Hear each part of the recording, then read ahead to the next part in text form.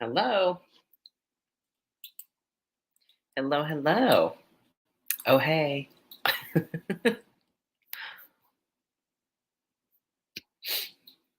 How is everyone?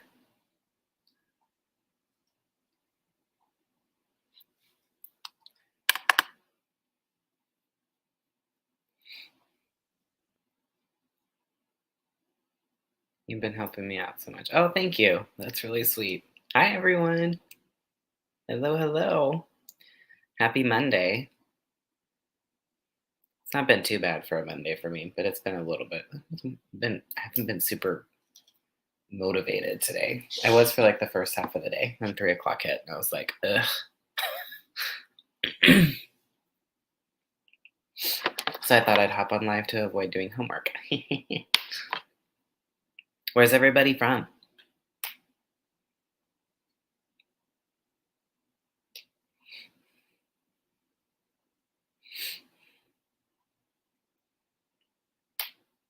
Hmm.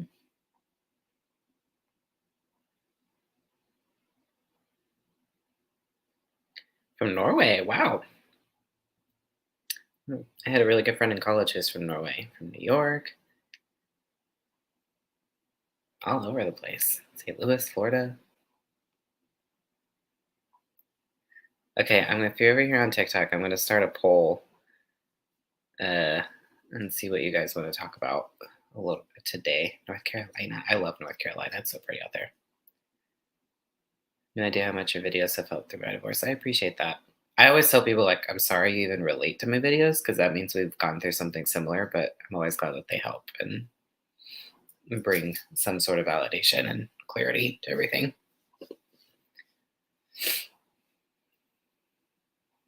Oh, thank you.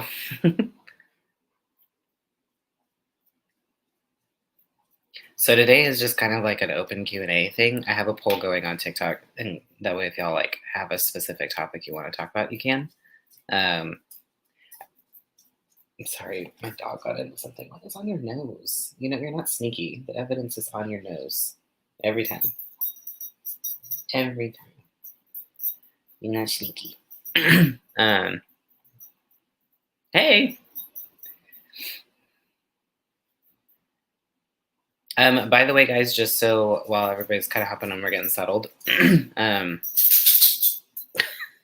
I swear, she'll lay down and be chill until I start doing something like on live or a Zoom, and then she's all up on my business making noise. Anyways, my next round of group coaching begins August 1st, which I think is next Tuesday. I'm 99% positive it's next week, which is crazy. But it goes over the 4 most common struggles that we deal with after narcissistic abuse, which is going to be dealing and processing the grief. It's going to be over anxiety and paranoia, managing your triggers, and then also just emotional management strategies. So we go through each topic, and it's 4 sessions total. So I just opened the sign up for that. I only take up to 15 people because even though it's a group, I like to be able to interact and talk to people, and it gets a little bit hard to do that past 15. So get spots while I have them open. They usually go fairly quickly, but that registration is open. If you're struggling with any of those, please sign up for that. Emotional management's a huge one. So we just go through strategies on how to deal with all the array of emotions that we deal with and how they also tie into like overthinking and ruminating. Um, Triggers is a big deal. That's probably one of my favorite sessions that we do because it's something that I don't think is talked about enough, which is how to manage the triggers and not just avoid them. And then I kind of rework the 5 stages of grief to how we grieve through the narcissist in the 5 stages. And then, like I said, dealing with anxiety and paranoia and strategies to calm that down. So that begins August 1st. Anybody that's registered for it, even if you miss a session, you'll still get the recordings of all the sessions once we're done. So even if you miss, it's okay, no biggie. You'll still get the content. So that sign up is in the link in all my bios. It's called Unshackled and Set Free. Like I said, only take up 15, so grab them while I've got them. I tend to get stuck in intrusive thoughts and rumination. Oh yeah, I think we all do. I 100% think we all do. Hold on. If you think about it, like rumination is really just nothing but a bad habit. It was developed during the relationship because we were constantly ruminating in the relationship. It looked different. It was like walking on eggshells. It was trying to figure out like what the heck's actually going on. Like, is this a lie? Is it not? How do I handle this? Um, it was wondering what version of them they're going to show up. Is she going to show up that day from work? So we're constantly in this state of overthinking, and unfortunately, that doesn't just go away because the relationship ends. It's just like any other habit. Bad habits don't just go away. They have to be replaced with better and healthier habits. So that's part of why I do what I do in this group coaching thing, because these are the 4 common struggles that are also associated with rumination. A lot of times when you get triggered, it can set you into this overthinking cycle. We have all these different valid emotions, but the emotions trigger us into this overthinking cycle. And then when we start to overthink, we get a lot more anxiety and we start to be paranoid and hypervigilant. And then it also goes into the grief. So it all kind of works in together. So if you are struggling with rumination or overthinking or obsessive thinking like that, please sign up for the group coaching, because you'll get like implementable strategies to deal with each one of these categories. Like I said, it's 4 weeks total. It starts August 1st, which is next Tuesday. And I just opened sign-ups for that. Let me see. My dog is whining. I don't know. Let's see if there's another question I missed while we're chilling. I love your content. It's helped me so much. Thank you. Y'all have been so sweet today. Y'all are always sweet, but like today, y'all have been like extra complimentary, so I appreciate it.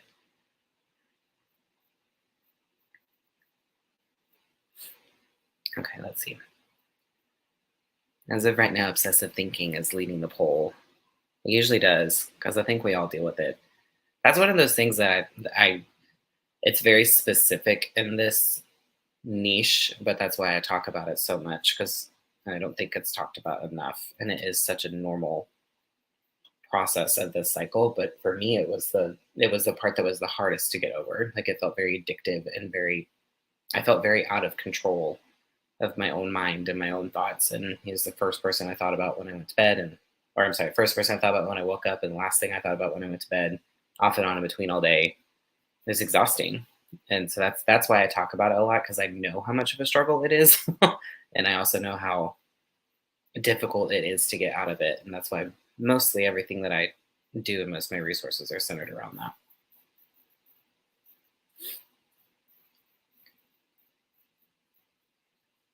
It is very exhausting, 100%. It's been 5 months, no contact. That's great. No contact is a beast. It was very difficult for me to do that as well. I had to do that in stages. I love how you said, I had no choice to go to contact because I can't chase and suffer anymore. It's so true.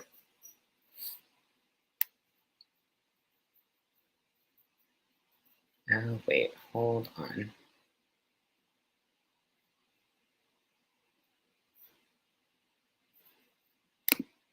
I think, hey, on Facebook, is that big comment that on there, is that one of those bot comments? Because if it is, I need to block it.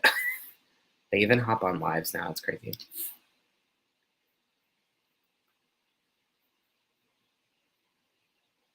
Is it ever therapeutic to either party to reach out to a previous supply? So, okay, I can't really answer that question for anybody because everybody's situation's different. I will tell you that I think for the most part, I ended up not doing it because most of the people that I knew, or there was only 2 of them that I didn't know. One of them, I think, was still very much trauma bonded to him just based on some of the text messages that I'd seen. And then I also wasn't sure if his ex-husband was just as toxic as he was or what the situation was. So the potential like benefits risk balance that I did in my brain, the potential benefits didn't outweigh the risk. I honestly thought it was going to make it worse for me. So I didn't. But I did have a client where she did reach out to the ex that was before her, and it was very therapeutic for her. So I think you just have to be very, very careful with that, because that can also come back and bite you in the butt also with the narcissist themselves. And that was kind of more what I was afraid of. I was like, if there's any indication that it could get back to him, then that's just going to make things worse for me. So I didn't. Um, so for the most part, I say no ish. But again, it's kind of based on your situation. It's hard for me to answer that as a blanket. How do you talk to a new person that you're dating about your past? Ha! So funny. That is going to be one of my next YouTube videos that I'm making. I actually just wrote everything out for that today. Okay, that was a bot. Okay, I'm going to block it for y'all. These bots are just getting out of control. It's insane. And like none of the platforms do anything about it. Oh, by the way, if you're on TikTok land, I don't have just one impersonator account. I've gotten big time and now I have 2 impersonator accounts. So just again, quick reminder, to get any messages from me that's like talking about offering zodiac readings, I don't do that. So that's not me. Just report them, block them. I don't know. TikTok's going to do what they want to do with it. Anyways, so when it comes to talking to the new person about your past, well, go to my YouTube channel in like 2 weeks, and there's going to be a full like my top 5 advice for dating after. But one thing that I will tell you about that specifically is don't just like spill all the beans right up front for 2 reasons. Number one, you're still getting to know this person, and they need to earn that trust, and they need to earn that right to know all of that information. And number two, one, it's kind of a catch-22 thing. Like also, nobody necessarily wants to hear us sit and talk about like our ex all the time, like on a date. That's not super attractive. Because that's what I was doing at the beginning, is I just kind of would trauma dump on them. But sometimes it does take a little bit before you see someone for who they are. You know what I mean? So you kind of have to take caution in that. And so what I told my now fiance was like, because he asked, it's a normal question to ask, like, tell me about your last relationship or whatever. I just told him like it was just a really toxic situation. I was cheated on. I was lied to a lot. I walked away from it and I learned a lot from it. And that's all I really want to get into right now. And I'm just going to have you work on a need to know basis. And if there are things that you need to know about it, then you'll find out as you need to know. And so I just kept it very general at first. And what I was really referring to was I knew I was going to get triggered. I just didn't know what my triggers were going to be. So as triggers started to happen, because unfortunately they're just going to happen when you start dating again, as those did start to happen, that's when I would kind of explain a little bit more about the situation. I hope that helps. Like, aw.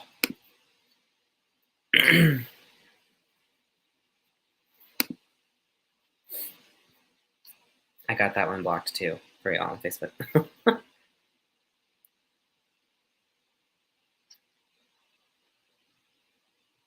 Okay, so here's a question. So still reminiscing on previously happy memories that are now bittersweet or saddening when I think about them. So what advice do you have to lessen the hurt but can still look back on it if needed?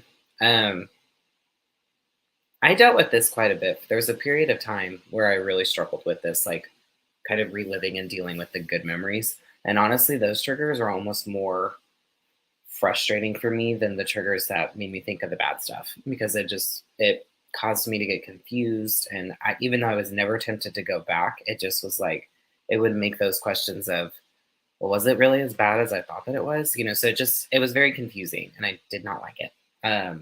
So what I ended up doing was, when I would think of those good memories, I had this thing that I would say to myself, and I would just say, I'm grateful that I can walk away with some good memories.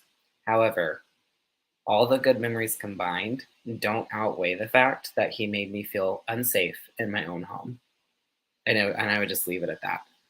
And because what that did is it allowed me to appreciate that they were there, because here's the thing, that it wasn't bad all the time for any of us, or we wouldn't have stayed. So we're going to walk away with some sort of good memory, most likely. So I was just grateful that I could at least walk away with that.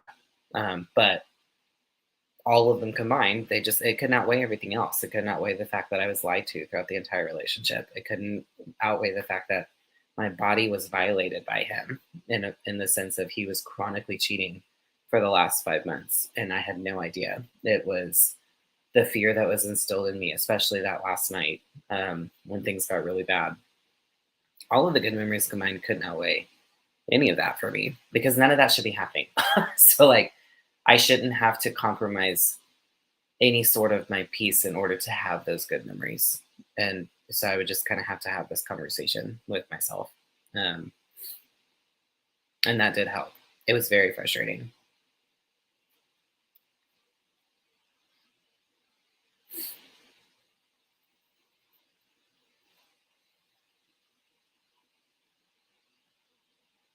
Let me see what the poll is saying.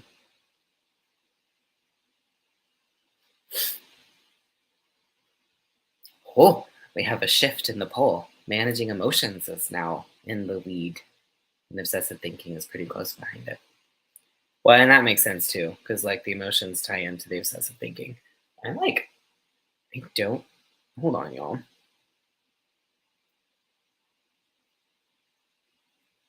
So I recently moved like a couple of weeks ago, and here we're gonna do some. And so I'm kind of trying to figure out like um new places to record and do lives on all that kind of stuff. Because I'll be honest, like my new place, the lighting in here kind of sucks. It's like I love my house, don't get me wrong, but like it's all overhead lighting, and so it's been kind of hard to. That's a little better. I look less fake now. Anyways, I was like having to adjust this filter on TikTok because I was like, this doesn't look good in this lighting anymore. Like, I don't like it. It looks too much. Okay, we're just gonna keep that for now. That's fine. Now I don't look quite as cray. Hi, friend. Y'all gotta tell me if I'm looking whack. So, oh, I'm waiting on photos from a big memory day as the last memory with this kiddo. So I hated that crap. So, and it's hard to like when you got connected to like their child because you're not just breaking up with that person, you're breaking up with the child too, and that's a whole nother level of grief involved into that. Hi, babe. Um, so just be very patient with yourself, especially with emotions attached to all of that. But God, I hated friggin' Facebook memories. Those were a pain in my ass for like the first year because essentially it was just like a delete fest. Like every time they came up, because I just honestly I didn't want to see them again. Like I really didn't. Um, I just didn't look at them anymore. So anytime they come up, I just delete and move on.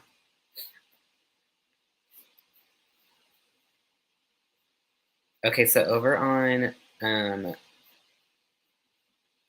Facebook and YouTube, I'm gonna post choices for the poll. And y'all can just comment on here what you want to talk about. Sorry if y'all are hearing the typing.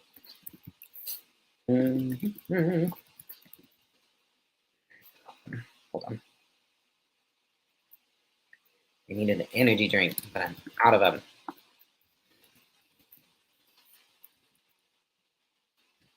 I have to work on this massive project for school. I'm in like the last 2 weeks of this semester, and so everything's piling up right now. And I'm like not having it. Why did that post that twice? Okay, sorry if that posted up twice on Facebook. I don't know why I did that. Anyways.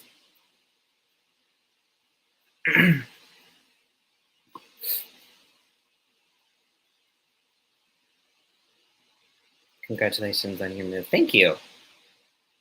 But it's like literally like well, the move part is done, and it's just the rest of the stuff is just stuff that we're just gonna have to get over time. It's like a rug for the bedroom, and we want a new entertainment center at some point. You know, whatever, just like little stuff like that. But again, rolling on a grad school budget, so I can't just like go out and buy all of that all at once. But I'm obsessed with my kids' room. So I have 3 kiddos, and they all love Pokemon. So they each wanted their own Pokemon room. So like one of my kids, he has a Charizard room. One of them, he wanted Pokemon and Eevee. And Eevee stuff's like surprisingly really hard to find. And then my oldest, he's just like, I just want Pokemon. I just want them all. So And then he was so cute. We accidentally kind of made his room like too adultish because he's 9. And so I didn't want to make it too kiddie, because he's getting older. He's almost double digits. Apparently did too good of a job with that because he was so sweet. And he was like, Dad, I really like my room, but I would like more Pokemon in it. And I'm like, okay, dude, that's totally fine. Like, he was so sweet about it. So I'm obsessed with their rooms. They're really cute. Okay, sorry, I got on a tangent about my kids. Opinion. Do you ever think they leave for good? Okay, so I'm gonna give like a blanket warning about just like narcissist and narcissistic abuse, all of that in general. It's very hard to be like black or white. Like, we can't say like, oh, they all do this or oh, they all do that. We just have things that we commonly see. Um, so it's hard for me to like say yes or no to certain questions. What I will say is yes, I do think that they leave for good. Like, I know, like, for my ex, I, especially the ones that really like to play this whole like victim role, and that was 100% my my ex. He was the victim in every single story. And I think because of his MO, he's not never going to reach out. Like, I know he's not. Number one, he knows that I've seen him for who he is now, and he also knows that I have the proof. Like, he can't deny it publicly or anything like that. Like, he knows I have the proof. So I went no contact about sure 5 months or so after I left, and I have a very sneaky suspicion that he contacted me one time on a fake account on Snapchat, and it was like right after I started dating my fiance, and I've not heard anything since then. I don't think I ever will again. I may run into him in public at some point in time, but like, that would be it. I think the ones that we hear the story about, like, they don't really ever leave for good. I think those are kind of like the extreme when we start getting into like the psychopath world. You might see it more often in there where they don't ever leave. But here's the thing to keep in mind: narcissistic people are about supply. And if they're not getting supply from whoever they're putting the effort into, eventually they move on, because they also don't like to waste their time and they don't like to waste their efforts. Or if they're not getting what they need from you, which is whatever that version of supply is, whether it's emotional validation, whether it's adoration, whether it's whatever it may be, they're going to go get it from somewhere else that is going to give it to them. So they don't necessarily like to waste time. Like, things started to change a lot, even with my ex, and he was trying to stay friends with me after we broke up, when I just didn't acknowledge some of the little, like, he would say these little things to like try to get me to compliment him or like whatever, and I would just ignore it. And so I wasn't giving him what he needed, so it just was easier for him to move on in a sense. So they kind of go off with that.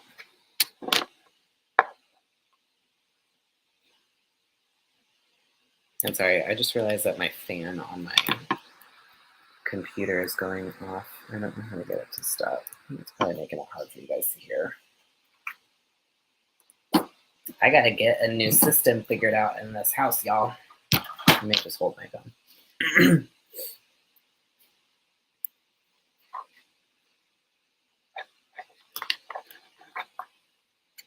So sorry if it was hard to hear that. My phone, I usually have my phone like resting on my computer, and y'all can see it now on here. So that way I can just look in one direction, but the fan is going, so it's gonna make it hard to hear. No, it wasn't your earbuds. It was my computer.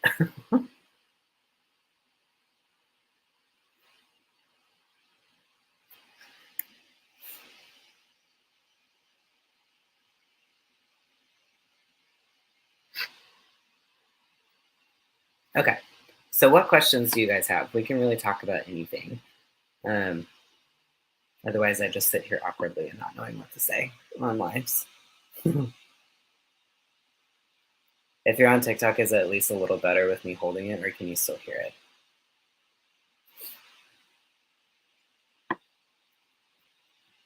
it?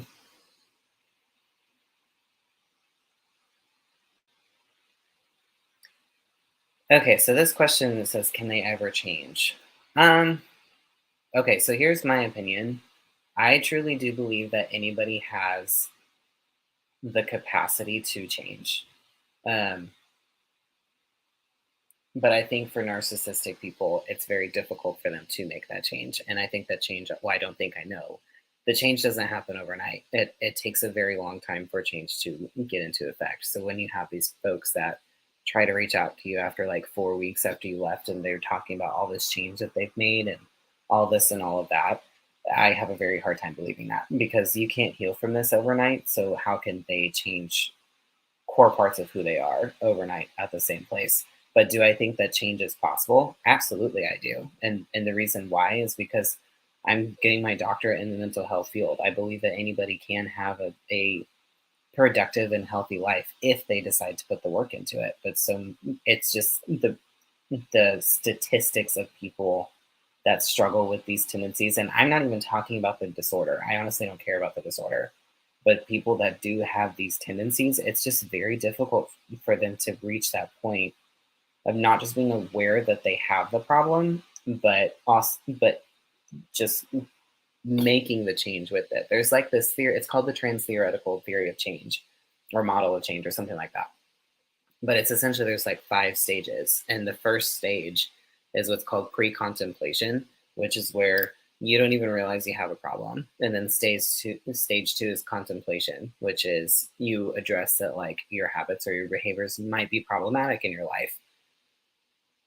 A huge majority of them never even get to phase two, much less do they get into the planning phase and then the action phase and the maintenance phase. It's very difficult. But is it possible? Sure, it is possible, but it's very, very difficult.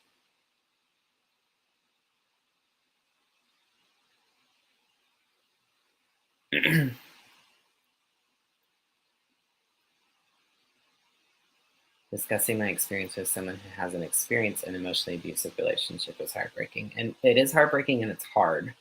Because if people haven't gone through something like this, it's really difficult for them to like really know what to say, and then they accidentally say things that they mean to be supportive but they're not. And it's like I remember people would be like, just get over it. I'm like, well, thanks, Becky. If I had known that, I would have done that already. Like I would love to. Like even my mom, bless her heart, my mom never liked him, like from the get-go. She never liked him. So when I broke up with him, like my parents were thrilled, but they just couldn't understand why I struggled so much with it because they were like, in their mind, he was just this asshole. Like, just you were too good for him in the first place. Like, just move on. And I'm like, I would if I could, y'all. Um, and I don't. And they're not meaning. They're not meaning to be unsupportive. They're actually trying to be supportive. It just doesn't always. It's just not always helpful. So it is hard. And I'm sorry, all this is like shaky. I'm having to hold my phone because the fan on my laptop is still going. Otherwise, if I set you down, it won't hear anything at all. We're just making it work today. We're adapting. We're mastering, overcoming obstacles, all the goods.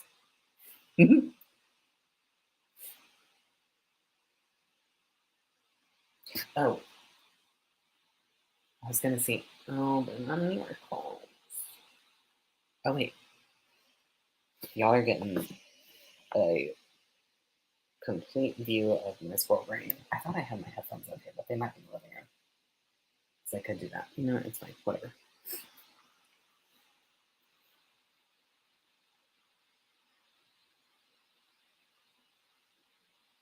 Oh wow, that's really intense and scary. Um, can okay. Can you? Where'd it go? Can you speak to how to begin to forgive yourself for falling for them and staying in a toxic place? Oh my gosh, this is such a great question, and I think it's something that we don't talk about enough.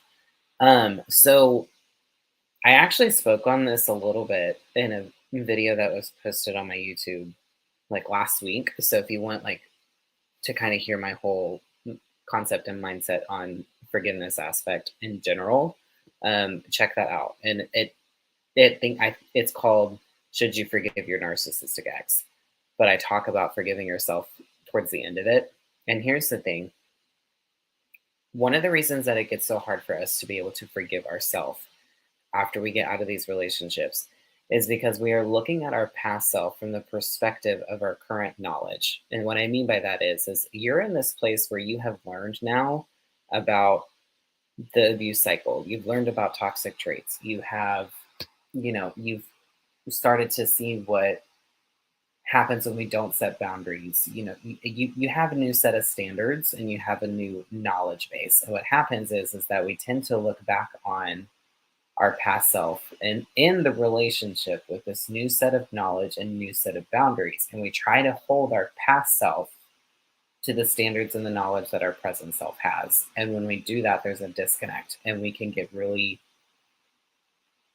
self-deprecating when we do that. And the other thing that you have to consider as well is you were very much so in survival mode in this relationship. Like you were in fight or flight majority of the time. Well, when you're in that fight or flight response, it literally happens this way. There's this whole process, but the parts of your brain that are called your thinking brain, like your logic brain, whatever you want, however you want to call it, it doesn't operate at its normal level of functioning because it's more focused on surviving. So that's why when you get out of these relationships and you start to look back on them, you see them for what they are, and you're like, oh my God, how did I deal with that? Or oh my God, I don't even remember that. Well, because you weren't processing. You were trying to survive in that moment, so you weren't processing things like normal. But now that you're in a safer environment, you do. And so it does make it very frustrating because you can see it with a clear set of eyes. No rose-colored glasses. You're no longer being manipulated. You have this new knowledge base, and you're like, I cannot believe I missed all of that. Well, there's a reason that we did. So when you get to that point, look at it with more grace than judgment, and just remind yourself of the mindset that you were in back then and start telling yourself the correct story. So say things like, so if you find yourself saying, I was such an idiot for staying so long, that's not the real story. The real story is, I was being masterfully manipulated. That has a very different tone to it than I was such an idiot, or I was so stupid for staying as long as I did. No, that's not the real story. The real story was you were just trying to keep your family together. So, whatever your real story was, that's what you need to remind yourself of when you think about who you were in the past part. And that will help you reach self forgiveness a lot more. Um, and that helped me a lot.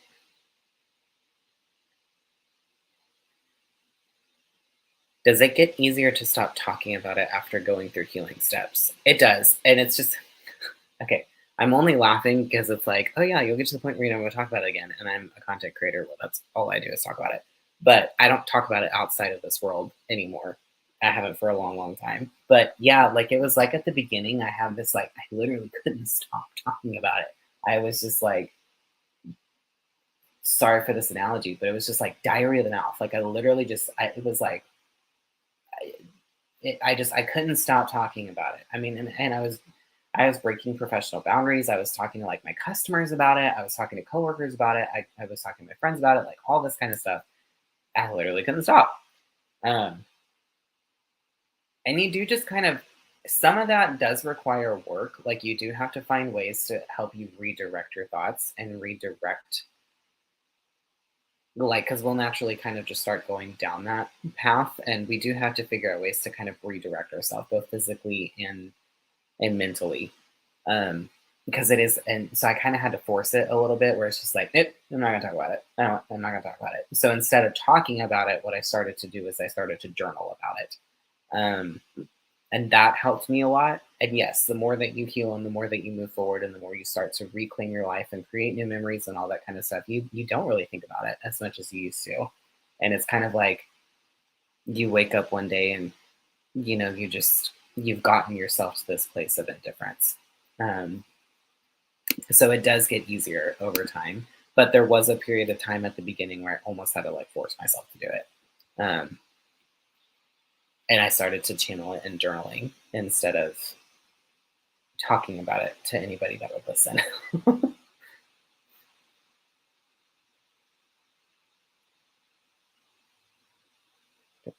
I'm scrolling to see.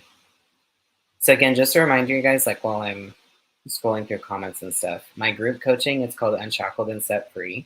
It's starting August 1st, and it's a 4-week group coaching session.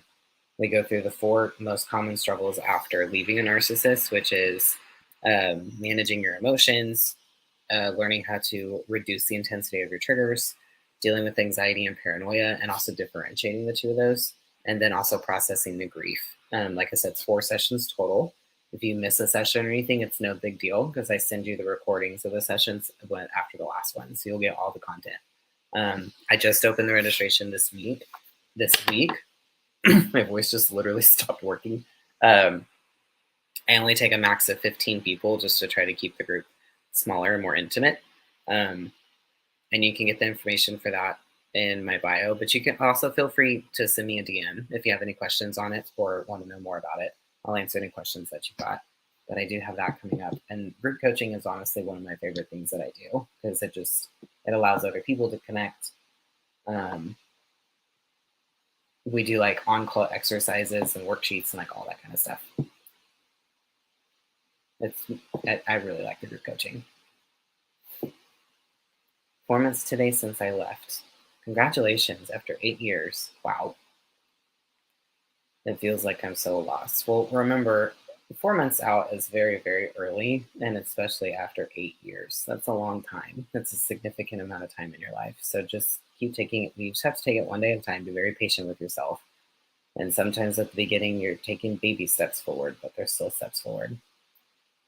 The 4-week course, so it is, oh my God, I just went blank. Okay, yeah. So if you prepay for all 4 sessions, it's only $80. And that gets you all 4 sessions, or you can break it up into 3 payments of 40, and it makes that $30 a session doing it that way. So you can, yeah, like I said, you can prepay it all. It's $80, makes it 20 a session, or split it up into 3 payments of 40. Either way, gives you both those options.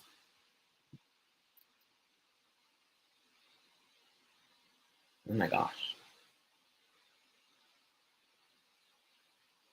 I'm glad you at least have your moms to go to, though. I know it's not an ideal situation at all, but I'm glad that you at least have a safe place to go.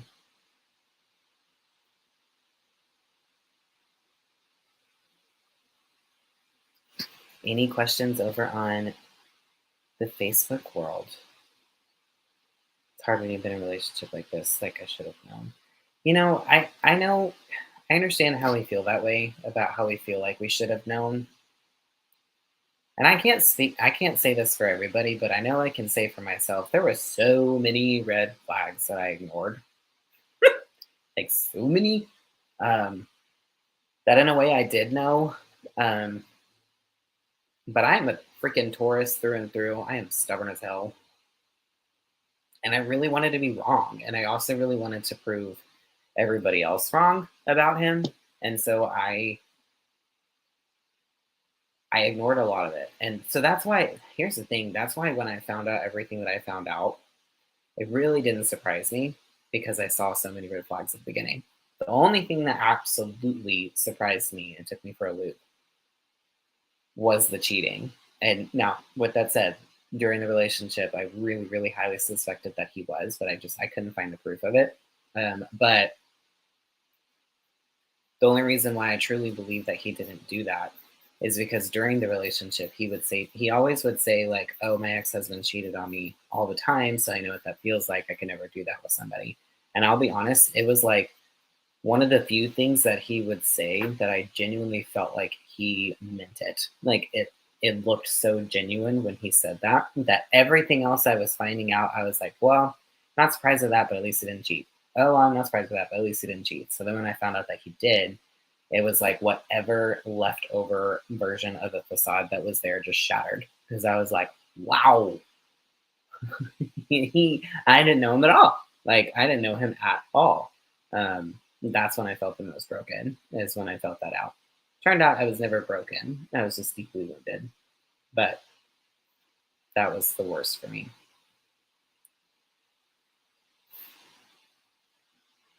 How do you stop ruminating? Whew, that's a loaded question. There's no one trick fix all for that. I do have a course for it. It's called the Narcissistic Recovery Toolkit, and it's a 7-week online course. It's self-paced. You do it on your own time, and it goes in through all the strategies that worked for me with rumination. I will give you a quick tip for it though. Start setting up healthy habits and routines. So, like, reincorporate things that were meaningful to you back into your daily, weekly, monthly routines, and do things that you enjoy that fill your cup, that allow you to experience life again. Because sometimes what triggers that rumination is we don't have anything to use as a healthy distraction from it to redirect us. So if you're not doing that, start that. But if it is something that you're seriously struggling with, get the course, because that's exactly what it's designed for. It breaks everything down into um, specific strategies to target all the different areas of rumination. Or you can also do the group coaching, because all the stuff that we talked about in the group coaching kind of plays into that also. If you have questions on anything, just shoot me a DM and I will answer any questions you've got. But rumination sucks. It's a bitch. I'll just say it. Like, it just is. And it was the hardest part for me to get over. Absolutely.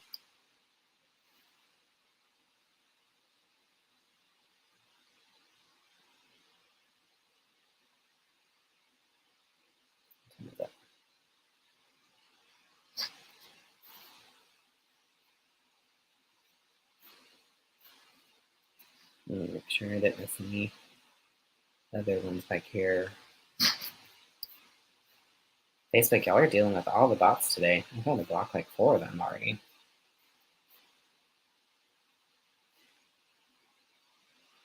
Oh, I love how this question is worded. So, how do you find the person that you're supposed to be? Because my life before is gone and I'm trying to come to terms with being told I have CPTSD. Yeah, I completely understand the injustice of that feeling, because it is. It's very unjust. Like, we deal with so many injustices when we leave these relationships or get out or whatever. Um, and you know what? And I know that this probably sounds a little cliche, and I don't mean it to, because this really is truly how I had to start looking at it. I had to start looking at this as an opportunity for me to reclaim my life for me and no one else. And start to ask things like, what do I want to do? Like, if money wasn't an issue and all of that, like, what do I want to do? Like, what career would I choose? Like, what are things that I want to do with my kids? What are things that I want to accomplish? What are things that I enjoy that fill my cup or whatever it was? And I just started taking it one day at a time. So I knew that certain things were important to me, like quality time with my friends and quality time with my family. There were friendships that had kind of fallen through the wayside because of this relationship. I got very isolated. Um, so I started to reach out to rekindle some of those friendships, and I started to make more of a concerted effort to spend quality time with my family, be more intentional about time, like quality time with my kids. And even some of my clients, they're like, I don't even know what I do enjoy. I'm like, then that's even more fun. Just go and try things. You have nothing to lose. Like, if you see something that looks cool or you're curious about it, go try it. If it's a painting class, or if it's, just something that's going on in the community center, if it's whatever it may be, you just go, like, just go. You don't have anything to lose. And you may love it, you may hate it. Um, and so I think some of it is just kind of asking those, like, kind of general broad questions. Like, then again, I know this sounds very cliche, but it's just like, who am I? Like, what do I feel like my purpose is? Like, what do I want to accomplish in my life? And just asking some of those, like, bigger questions. And you may not get an answer right off the top of your head. You may have to really sit and reflect on it. One question I asked myself in a way so I could start trying to rebuild my sense of self and my own value was, I asked myself, how do I want other people to view me? Like, what are words that I want them to use when they describe me? And I started to kind of turn those into to essentially affirmations, where I started to try to look for evidence that I was confident, and evidence that, I was successful, and, like, all of that. Because the problem with affirmations is when we just say them, it doesn't really do a whole lot. We have to look for evidence to support it. Um, so I hope that helped. That was a really great question.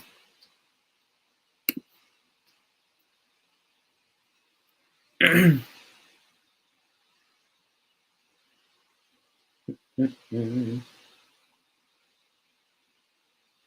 I love your content. Thank you. That's sweet.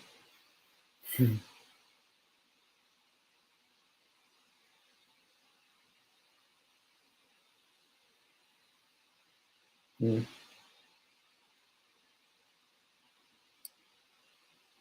Hi from Tejas. I know it's hot where you're at. I'm from Texas too. It's been nuts this year. Okay, so I'm kind of seeing like a conversation that's going over here, which by the way, I love that y'all are like kind of engaging and talking and all of that. So I just want to chime into it. So I'm going to be very honest with y'all, and just very blunt because that's kind of my job sometimes.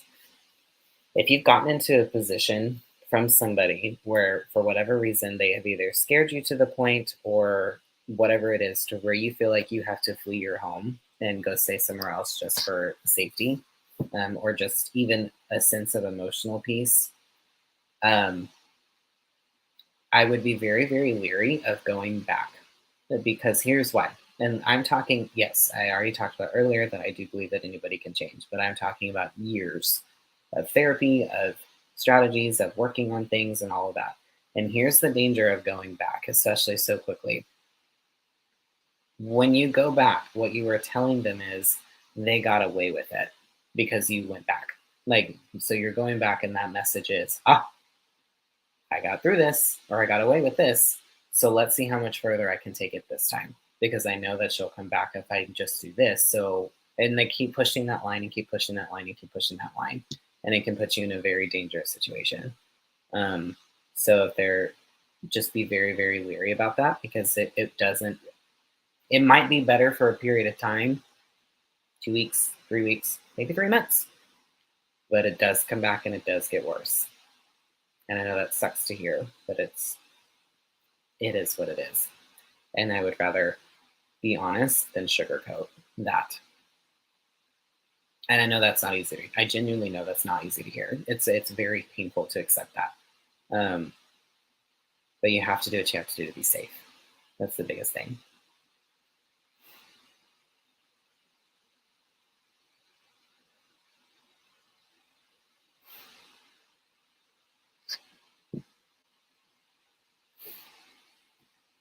Okay, y'all. I really do have to get some homework done. So, does anybody else have any last minute questions for me or anything like that before I hop off? I feel like this live was a little bit of like a S show. I'm having to like hold my phone because I'm all over the place today. Y'all asked really good questions today, though, so I appreciate that. So just a reminder, my group coaching starts on August 1st. It's 4 sessions total. It's only $80, makes it $20 a session. You get recordings of all the sessions when we're done, so even if you miss a session, it's okay. And we talk about the 4 most common struggles after leaving a narcissist. If you have questions on it, please don't be afraid to ask me. Can I just say your skin looks flawless? Ah, yes, you can, Queen. Thank you.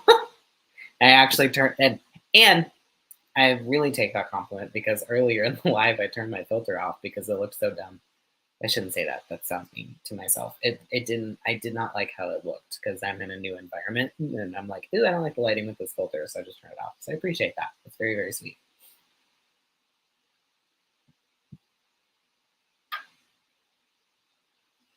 Thank you for being you. Your videos and these lives help so much. Thank you. That's seriously very sweet.